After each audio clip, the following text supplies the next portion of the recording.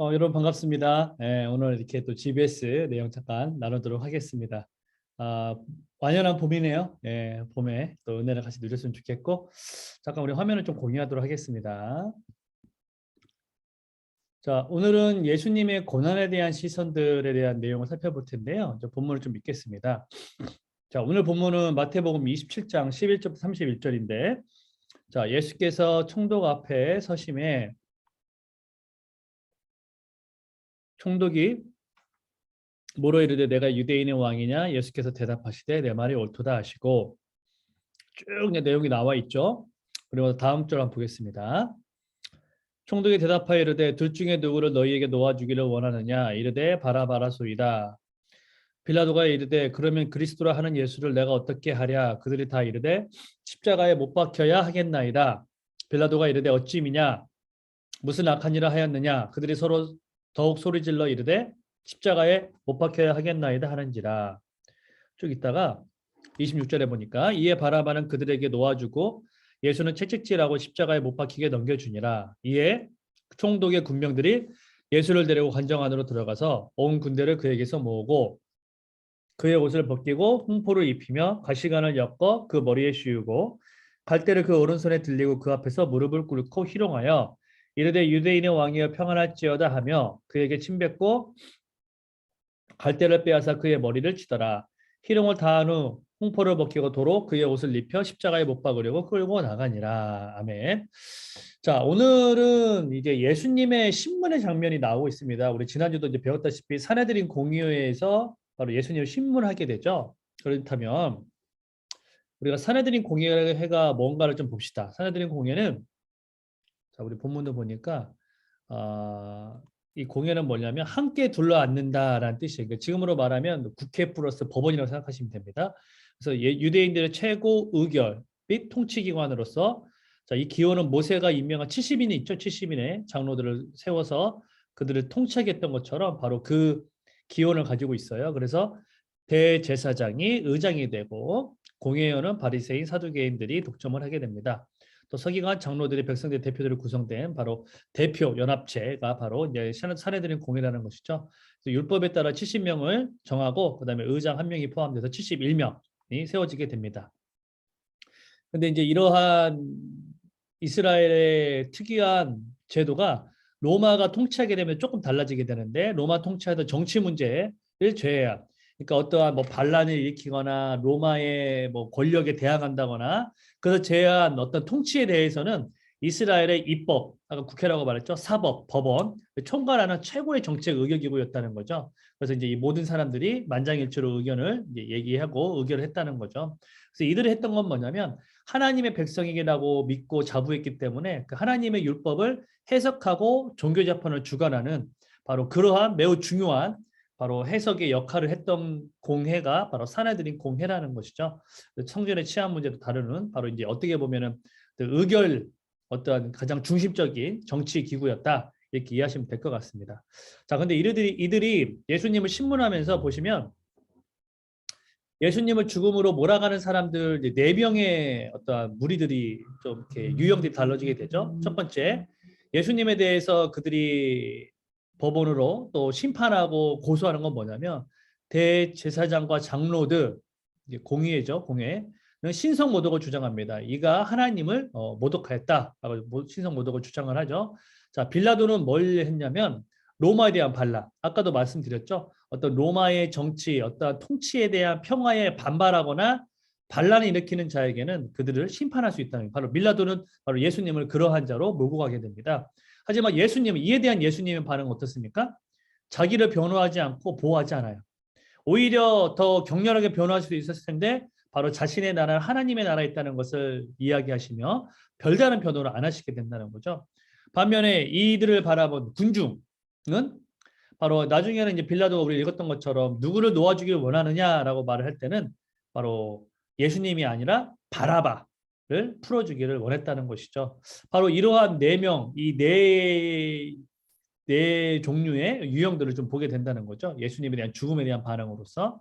그럴 때 당겨봅시다. 그렇다면 왜 이들은 이것을 이야기하고 요청했을까? 자, 예수님을 제외해서 자, 사내들인 공예는 무엇을 갖고 또 보호하고 싶었을까요? 예, 자신들의 기득권. 자신들이 어디 통치하고 내가 종교 귀족이라는 것에 대한 자부심을 가지고 그런 기득권을 보호하기 위해서 바로 예수님을 신성모독으로 고발하게 된다는 거죠. 빌라도는 뭐였습니까? 자, 우리가 때로는 빌라도가 무슨 잘못을 했냐라고 이제 오해할 수가 있는데요. 빌라도는 그가 그렇게 판결을 내렸던 그 이면에는 뭐가 있냐면요. 자신은 무죄하다가 아니라 여기서 잘못할 때는 밀란이 일어나서 자신의 정치적인 총독의 자리를 빼앗기거나 박탈당할 수 있기 때문에 로마 정부에 의해서 바로 자신의 자리를 보존하기 위하여서 그냥 민중들의 이야기 또 그 대제사장과 공회의 이야기에 바로 마지못해 끌려가는 지 했지만 그 가운데 자신의 보존, 자기 자리에 대한 보존에 대한 욕망이 있었다는 것이죠. 마지막으로 군중은 어땠습니까?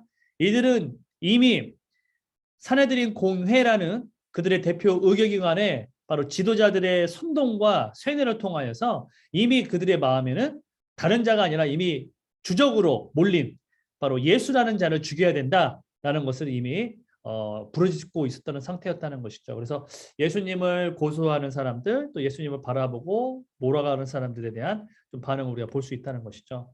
그때 예수님은 무엇을 하셨냐? 예수님은 수치를 개의치 않으셨다라고 이렇게 GBS에 나와 있어요. 자, 그것은 무엇이냐면요.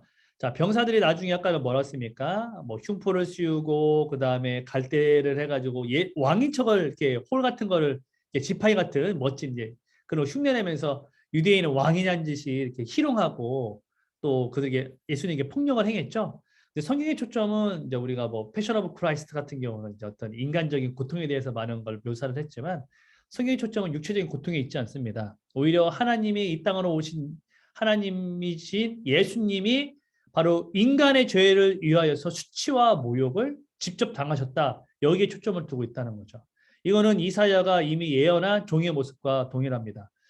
이사야서 50장 6절부터 7절에는 나를 때리는 자들에게 내 등을 맡기며 나의 소염을 뽑는 자들에게 나의 뺨을 맡기며 모욕과 침뱉음을 당하여 내 얼굴을 가리지 아니하였느니라. 주 여호와께서 나를 도우심으로 내가 부끄러워하지 아니하고 내 얼굴을 부싯돌 같이 굳게 하였으므로 내가 수치를 당하지 아니할 줄 아노라. 이렇게 얘기했다고 있다는 거죠. 그렇다면 왜 예수님은 이러한 폭력, 조롱, 희롱, 모욕에도 불구하고 이러한 굳건한 하나님의 나라와 그 약속을 실현할 수 있었을까? 첫 번째는 가장 중요한 것은 하나님 아버지에 대한 신뢰입니다. 하나님이 나를 이 땅에 보내셨고 하나님과의 약속을 지키기 위한 바로 그의 신성, 인성, 바로 예수님의 모습을 볼 수 있다는 거죠. 그래서 예수님이 끝까지 놓치지 않았던 것은 하나님에 대한 신뢰, 하나님이 나를 끝까지 도우시고 그의 영광을 바라보는, 십자가의 영광을 바라보는 그 예수님의 모습을 볼 수 있다는 것이죠. 그래서 우리가 여기서 한번 곰곰이 고민해 볼 것은 이겁니다. 세상에서 오는 예수님은 부끄러움과 조롱과 모욕을 당하셨습니다. 근데 나는 어떠한 반응을 보이고 있는가? 그걸 먼저 좀 고민했으면 좋겠고요. 예수님은 바로 이제 히브리서에 보면 이런 말이 써 있죠. 그런즉 우리도 그의 치욕을 짊어지고 영문 밖으로 그에게 나아가자. 바로 예수님의 그 안에 들어가서 하나됨으로 그 예수님의 치욕을 내가 당하는 것이 아니라 그 십자가의 그 대속함의 은혜를 잊게 되는 것이죠. 그래서 저는 이제 여러분하고 좀 이렇게 이런 삶에 대한 나누고 싶은데요. 이 세상을 살아가면서 나의 이익이라는 것이 눈에 보일 때가 있죠.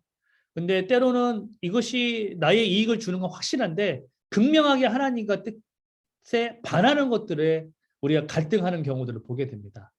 뭐 비근한 예가 뭐 우리가 뭐 예전에는 많이 그런 부분이 나왔지만 뭐 분식회계 같은 거 거짓으로 다른 사람을 속이는 거잖아요. 분식회계라는 게.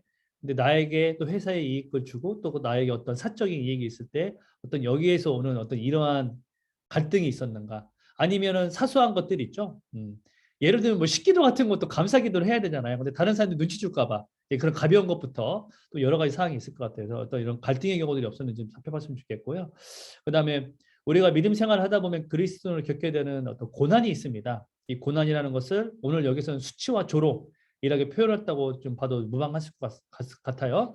그렇다면 나는 이것을 이겨낼 수 있는, 견뎌낼 수 있는 나만의 영적인 노하우, 영적인 극복 방법, 또 견디는 또 인내의 방법이 있는지 좀 어떤 이런 믿음에 대한 신앙에 대해서 우리가 살펴봤으면 좋겠습니다. 예수님은 어떻게 반응하셨는가? 아까도 말했다시피 예수님은 누구를 바라봤다? 그렇다면 난 누구를 바라보고 있는가? 예수님은 하나님을 바라봤지만 나는 내 주변의 동료의 사람들의 눈을 바라보고 있는 건 아닌가? 예수님은 하나님의 영광을 바라봤지만 나는 이 세상에 혹시 나만의 욕망을 바라보고 있는 건 아닌가? 좀 이런 것들에 대한 믿음으로 인한 순환, 고초, 조롱 이런 것들을 좀 여러분들이 같이 좀 이야기하고 생각해 봤으면 좋겠다. 좀 말씀을 드리고 싶습니다. 네, 오늘은 이제 예수님이 십자가를 짊어지시기까지 고문, 고난, 수치, 조롱 당하셨던 내용을 좀 보는데요. 나의 이익과 하나님의 뜻 사이에서의 어떤 고민, 삶의 문제, 좀 그런 부분들 같이 나눠서 또 다시 우리가 같이 또 만나는 그런 시간 되었으면 좋겠습니다. 네, 오늘 이것으로 마무리하고 다음에 또 인사드리도록 하겠습니다. 고맙습니다.